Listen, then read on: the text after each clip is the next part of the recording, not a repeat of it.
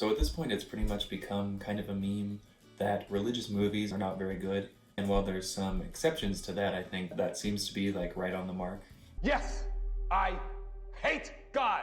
All I have for him is hate. One subgenre of Christian movies that always gets overlooked is Latter-day Saint movies. The Church of Jesus Christ of Latter-day Saints has its own beliefs and history and culture, and so they have their own movies. Some of them are made by the church, some of them are made by just members of the church, but in general, they aren't good. The movie that we're going to be talking about today, in particular, Ephraim's Rescue, is one of those. This movie wasn't made by the church, and it's based off of true accounts, but I have no idea how historically accurate it is to those accounts. I don't know these stories, but some bizarre things happen in this movie, and everything is portrayed so weirdly. It immediately opens with this woman lying dead. This man, understandably, looks upset. And then this old man gallops in, and the first guy tells him that she's dead, they're preparing her for burial, and the old man just stares at him silently. He looks so disapproving, I don't know why. Anyways, the old man goes inside, kicks everybody else out, and stays in there for a little while. And so when he's come out, he has healed her. He rides away on his horse without saying a word still. So this is our main character, Ephraim. If you're wondering who the other two people were, I have no idea. We're about to skip back in time 50 years, and we never come back to this scene. We never meet these characters again. I don't know who they were or what happened to them. But this narration that begins now is going to be with us for the rest of the movie, and it's really not good. I worked my way around parts of the country for a time. Like, the guy's voice is okay, I guess, but he sounds like he showed up and they gave him a script and he hasn't read it before. He sounds so wooden. Also, I like that we've established that old Ephraim is stoic and quiet and he doesn't really say anything, but he'll be talking to us for the rest of the movie, so that's kind of weird.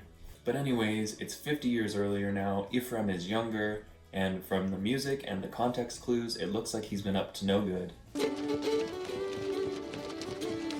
He's driving this horse-drawn carriage kind of recklessly and crazily, and the music is playing, but I don't know who's chasing him.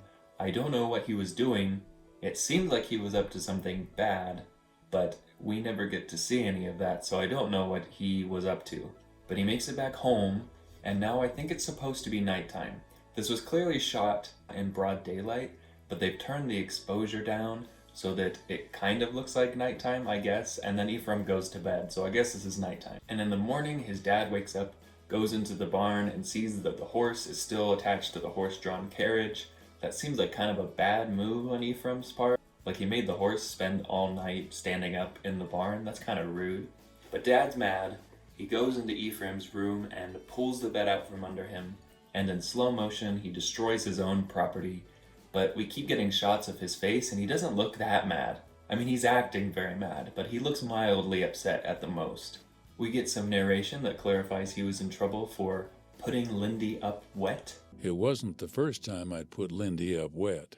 Anyways, he takes the opportunity while his parents are at church to run away to, quote, prove to them that he's a good man, but he runs off and joins the Navy. He's joined the Navy for 3 years, and we see him on this docked boat. This is the only scene in which we see this boat. It's always docked, but they use it in the marketing, like, a lot. In fact, it doesn't even look like the same boat. Like, this boat has full sails, and it's on the sea, and the boat that we see doesn't even have sails. They're not even rolled up, there's just no sails.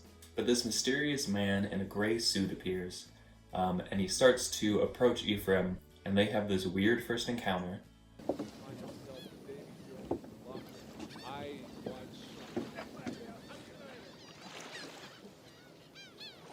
What? You looking for a bustin', mister? Anyways, Ephraim tells the new guy that he's leaving for 3 years, and then the man who he doesn't know offers to watch all of his property for those 3 years. Well, I hope nobody's waiting for me at the window, because I'm going to town, changing ships, and off for another 3 years.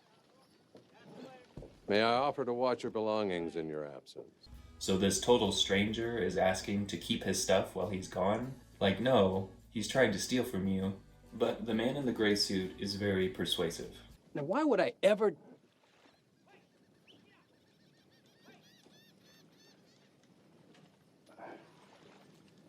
Yes. Be obliged, sir. No, dude, don't. Why? Anyways, we get this out of nowhere, 2 establishing shots that are at the same location but are set at a different time of day. But then we go right back to the scene that we were already in. But then the man in the gray suit disappears. Ephraim decides not to go out for 3 years and instead heads back home. I guess he's a good man now. When he gets back home, he learns that his dad is dead and that his brother has left to join the Mormons. Terrible Mormons. Mom isn't happy about this and asks Ephraim to go and retrieve his brother Sidney. So he goes and we get this strange series of events. First this happens.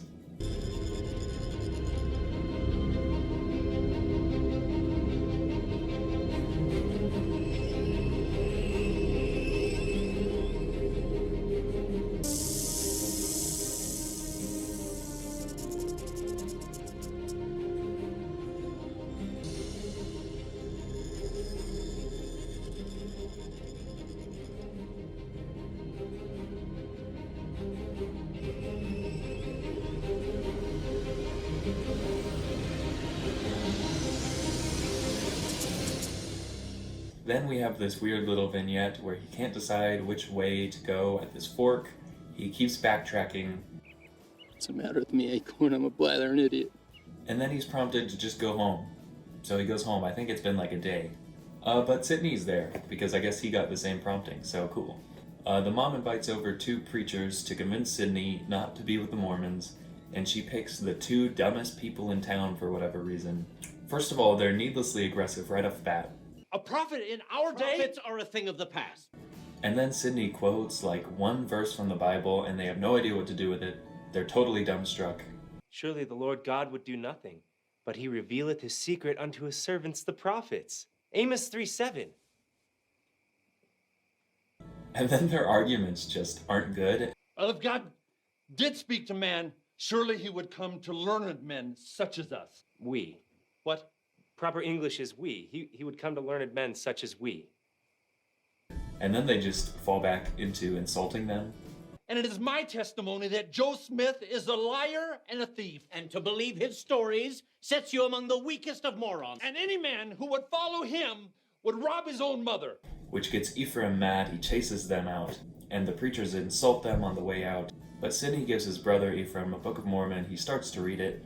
Mom isn't happy. And so now we've clearly established that anyone who is not a member of the Church of Jesus Christ of Latter-day Saints in this movie is rude, irrational, and dumb. So Ephraim goes off with his brother to Illinois, he's baptized, and then we get introduced to our second protagonist.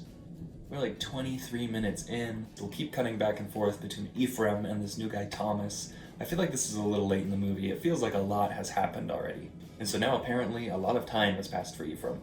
We get like 2 shots of him walking, that's it. But the voiceover says that Joseph Smith is murdered, that they head west, that Ephraim joined the Mormon battalion in the US Army, and we don't get to see any of this. But now he's back home in his new home in Utah.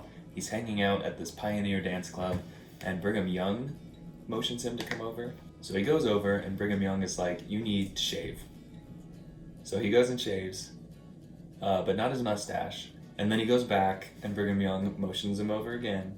And he goes over, and he says, you need to shave, like, all of it. And so then he goes and he shaves all of it. And Brigham Young is like, there's a guy who I can trust to do what I ask him to do. Okay, why did that scene need to be like 3 minutes long? That felt like it was really long. This is also where Ephraim tells this joke that he's gonna tell throughout the rest of the movie. Sidney, you know what the worst thing about multiple wives is? Multiple mother-in-laws. Nice. Anyways, we see now that Thomas is older and that he dances. We cut back to Ephraim and he's delivering mail. He's being chased by Native Americans, hanging out with them, healing them, telling them his joke. And we cut back to Thomas, and him and his family have crossed over to America. They're crossing the plains with handcarts, and he's having none of it. In fact, he's kind of just being like a bratty teen. Like, listen to how he so sarcastically mentions that one of their company has been eaten by a wolf. What be the trouble? Trouble? Oh, there be no trouble. Just a matter of Jonathan Stone found eaten by the wolves. Why so sarcastic about it? It seems like it's such a minor inconvenience to him, like he's just mildly annoyed. Anyways, we find out that this is the Martin Handcart Company, so most of the companies that crossed the plains on handcarts didn't have as rough of a time as these guys. There were a few companies where people were dropping like flies like this, but that wasn't the norm. So this might give you the illusion that it was like this for everybody, but it really wasn't. Anyways, back with Ephraim, the man in the gray suit returns, sneaks up on him while he's sleeping, and tells him a message. Ephraim, the handcart people are in trouble, and you are wanted. Will you help them? And then we cut back to Thomas and company. So there's this weird kind of baffling scene where everybody is crossing a river, and there's a man telling them to keep away from this side of the river because there's a deep hole. But this woman puts her daughter on her shoulders and just wades into that spot anyways. Everyone's yelling at her to turn around. She's getting deeper and has every opportunity to turn around, but doesn't. She just keeps wading into deeper and deeper water. We get this weird shot up her nose, and then this little guy reaches out with his crutch to try to help them. It's shot like he's really close to them, but we see later he was far away from them the whole time. I don't know how he thought he was going to help like that. But she stands there and tells everyone that they've just witnessed a miracle. Which, I don't know, maybe, but it just kind of seemed like you put yourself in needless danger. That was weird. Anyways, that night, the little guy dies, I guess from hypothermia. That's kind of sad. Thomas is kind of sad about it. Ephraim's out with some people looking to save the handcart company. He's still trying to tell his joke. You know what the worst thing is about that? Multiple wives? Being out here on the trail all the time? I don't know why he seemed so hopeful there. I don't know why this joke means so much to him. Anyways, he finds the camp and brings them some food. Some woman invites him and his friend into their tent so that they can heal her husband. His friend says, "I can't administer to a dead man," and tells Ephraim to prepare for the burial. But then Ephraim seems to have learned the gray suit man's persuasion skills, because he goes out there and says, "Hey, let's try." And without any word of protest, the other guy just gets up and goes with him.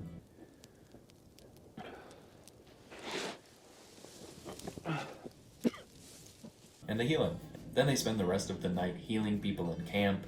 Ephraim heals Thomas's frostbitten toes. Thomas dances a jig, and the movie's over.